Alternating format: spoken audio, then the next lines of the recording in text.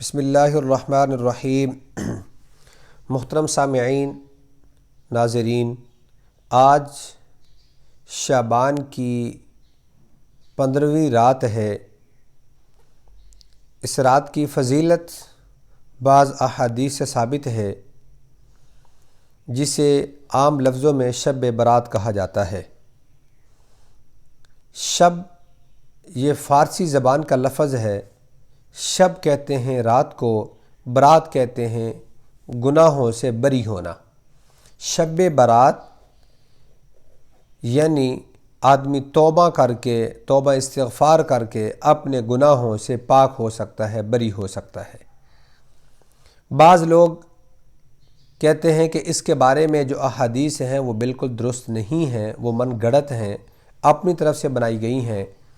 اور بعض حضرات کہتے ہیں کہ جب بہت ساری احادیث کسی مسئلے پر آ جائیں تو اس کا ڈینائی کرنا کافی مشکل ہوتا ہے۔ اس لیے نبی کریم صلی اللہ علیہ وسلم کے تمام ارشادات کو سامنے رکھ کر کچھ باتیں آپ سے عرض کرتا ہوں اس رات کے حوالے سے۔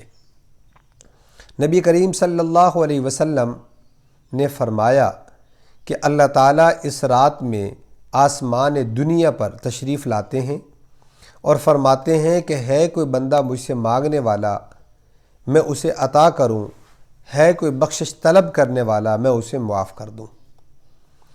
کیوں نہ ہو کہ ہم لوگ اس رات میں اللہ کی عبادت کریں، اور ایسا نہیں ہونا چاہیے کہ پوری رات عبادت کرتے رہیں اور فجر کی نماز جو ہے وہ قضا ہو جائے۔ لہٰذا نفلی عبادت میں اتنے مشغول ہونے سے اگر فرض چھوٹ جائے تو اس نفلی نماز کا وہ فائدہ نہیں ہے جو فرض نماز کا فائدہ ہے۔ اس لیے اگر کوئی شخص رات کو عبادت کرے اور اس کو فجر کی نماز کے چھوٹ جانے کا خوف ہو تو اس سے بہترین طریقہ ایک یہ ہے کہ رات کو عشاء کی نماز جماعت کے ساتھ پڑھے اور پھر فجر کی نماز جو ہے وہ جماعت کے ساتھ پڑھے۔ انشاءاللہ اس کو پوری رات عبادت کرنے کا اللہ تعالیٰ ثواب عطا فرمائیں گے۔ اب اس سال میں بعض احادیث سے یہ ثابت ہے کہ اللہ تعالیٰ آئندہ سال جو آنے والا سال ہے، آدمی کو اس کا رزق، اس کی موت لکھی جاتی ہے۔ اس آدمی کو کتنا رزق ملے گا، کس کی موت آئے گی، کب موت آئے گی، یہ ساری چیزیں لکھی جاتی ہیں۔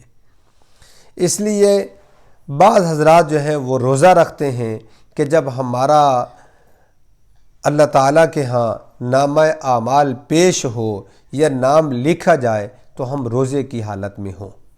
بعض حضرات یہ کہتے ہیں کہ یہ حدیث حضرت عائشہ صدیقہ رضی اللہ تعالی عنہا سے مروی ہے، اور بعض اس میں اختلاف کرتے ہیں، واللہ اعلم بمرادی۔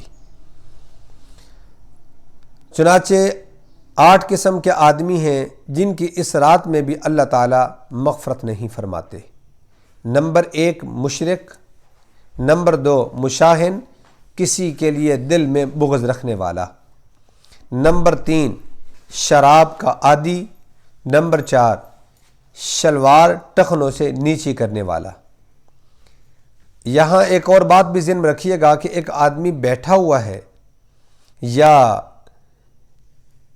لیٹا ہوا ہے، اب اس کے لیے یہ حکم نہیں ہے، بلکہ آدمی جب کھڑا ہو تو تکبر کی وجہ سے اس کے تہ بند چادر اس نے باندھی ہوئی ہے یا شلوار پہنی ہے یا کوئی بھی پینٹ وغیرہ اس نے پہنی ہے، تو اب اس کے جو ٹخنے ہیں یہ ننگے ہونے چاہیے۔ اور عورتوں کے لیے حکم ہے کہ ان کا ٹخنے چھپانا ضروری ہے۔ بدقسمتی سے آج الٹا زمانہ ہو گیا ہے۔ آگے شراب کا عادی جو ہے، فرمایا کہ ہمیشہ شراب پینے والا، اگر کسی آدمی نے شراب پی ہے اور اس نے توبہ کر لی ہے تو اللہ تو ارحم الراحمین ہے، وہ معاف کرنے والے ہیں، توبہ کریں اللہ تعالیٰ معاف فرما دیں گے۔ نمبر 5 ناحق قتل کرنے والا، کسی کو بے گناہ وہ قتل کرتا ہے اللہ اسے بھی معاف نہیں فرماتے۔ نمبر 6 رشتہ داری کو ختم کرنے والا۔ یہاں رشتہ داری ختم کرنے سے مراد یہ ہے کہ کسی دنیا داری کی وجہ سے اس نے رشتہ داری ختم کی ہے، اور اگر اسلام کی وجہ سے رشتہ داری جیسے صحابہ کرام نے کیا ہے تو اس میں کوئی حرج نہیں ہے۔ اس نے دوسرے سے رشتہ مانگا تو اس نے اس کو رشتہ نہیں دیا، اس نے کہا جی میرا آپ کے ساتھ آئندہ کے لیے کوئی تعلق نہیں ہے، ایسی دنیاوی باتوں پر رشتہ اس کے ساتھ تعلق ختم کرنے والا اللہ تعالیٰ اس آدمی کو بھی اس رات میں نہیں بخشتے۔ نمبر 7، نافرمان اولاد، والدہ کی نافرمان ہو یا والد کی نافرمان ہو یا دونوں کی نافرمان ہو، اللہ تعالیٰ اس آدمی کی بھی اس رات میں مغفرت نہیں فرماتے۔ اب یہاں سوال پیدا ہوتا ہے کہ کسی آدمی کا والد، والدہ یا دونوں ان میں سے اس حالت میں دنیا سے رخصت ہو گئے کہ وہ اس سے ناراض تھے، اب اس آدمی کے لیے کیا کرنا چاہیے؟ اسے ہر نماز میں ان کے لیے دعا کرے انشاءاللہ، اور توبہ بھی کرتا رہے، توبہ استغفار بھی کرتا رہے، اللہ تعالیٰ معاف کرنے والے ہیں۔ اور نمبر 8، زانی، زنا کرنے والا، اللہ تعالیٰ اس کی بھی اس رات میں مغفرت نہیں فرماتے۔ اور بعض جو ہے اس رات میں بدعات ہیں، بدعات کو چھوڑنا ضروری ہے۔ ان میں سے لوگوں کو جمع کر کے نوافل پڑھنا، جیسے صلاۃ و تسبیح ہے اس کی جماعت کروانا، بالاتفاق کسی مذہب کے نزدیک یہ درست نہیں ہے، نوافل کی جماعت بالکل درست نہیں ہے کسی مذہب کے نزدیک، نبی صلی اللہ علیہ وسلم سے بالکل ثابت نہیں ہے۔ اور اگر ہم اپنی عقل کے استعمال کرتے ہوئے کہیں گے کہ یار یہ جائز ہے کیونکہ اس میں انسان عبادت ہی کرتا ہے تو اس میں کوئی حرج نہیں ہے، ہم اپنی جب انسان عقل استعمال کرتا ہے نبی کریم صلی اللہ علیہ وسلم کے پیغام کے سامنے، اس وقت انسان گمراہ ہوتا ہے۔ لہٰذا اس طرح لوگوں کو جمع کرنا، نوافل کے لیے جماعت کروانا، یہ بالکل درست نہیں ہے۔ انفرادی طور پہ جتنی آپ عبادت کر سکتے ہیں وہ بالکل ٹھیک ہے۔ اسی طریقے سے آپ صلی اللہ علیہ وسلم قبرستان بھی جایا کرتے تھے، مسجد نبی سے جب نکلتے تو سامنے اکثر اوقات آپ عصر کے بعد قبرستان جاتے تھے، تو آپ اس سے اپنے معمول کے مطابق قبرستان جاتے ہیں، لیکن ایک مخصوص لوگوں کو جمع کرنا اور پھر ایک گروہ کی صورت میں، وفد کی صورت میں قبرستان جانا، یہ درست نہیں ہے، یہ غلو ہے دین کے اندر۔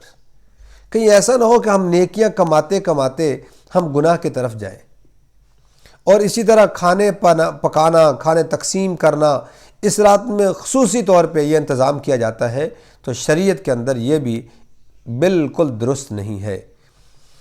آپ معمول کے مطابق جو کھانا بناتے ہیں یا تھوڑا ہٹ کے بنائیں، یہ حدیث میں ہے کہ اپنے گھر والوں پہ خرچ کرو، اپنے گھر والوں پہ خرچ کرو۔